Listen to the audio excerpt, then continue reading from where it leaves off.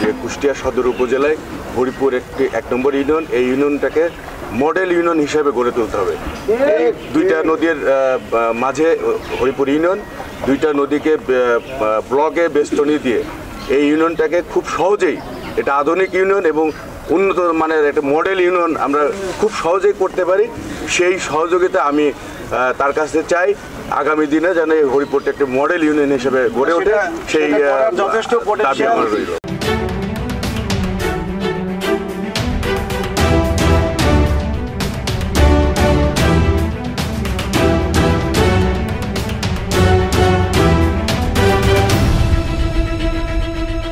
যথেষ্ট পটেনশিয়াল এই হরিপুরের আছে। একটু আগে আমি আমাদের সাবেক ভাইস চেয়ারম্যান, সাবেক দেবী মুরাদের সাথে কথা বলছিলাম যে হরিপুর এমন একটা জায়গা যেটা জিওগ্রাফিক্যাল লোকেশন বাংলাদেশের মধ্যে অন্যতম শ্রেষ্ঠ, কারণ এটার দুই দিকে দুইটা নদী, একটা গড়া এবং পদ্মা।